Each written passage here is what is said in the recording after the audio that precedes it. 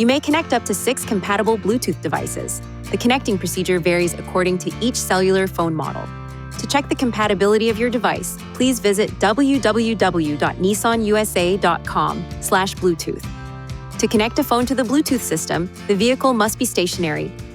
Touch Settings, Connections, Device, then Add Device. A message will appear on your vehicle's screen directing you to enable Bluetooth on your device. Ensure that the code on your vehicle's screen matches the code displayed on your device. In your device's Bluetooth menu, ensure that notifications are enabled.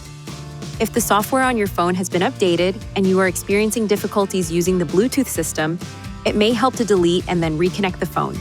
To do this, touch Settings, Connections, Device, then the icon by the name of the phone you wish to delete. Touch Delete, then Yes. Once your device is removed, repeat the connection procedure. From the connection screen, you can touch to switch to a different Bluetooth device. Please see your Nissan Connect owner's manual for important safety information, system limitations, and additional operating and feature information.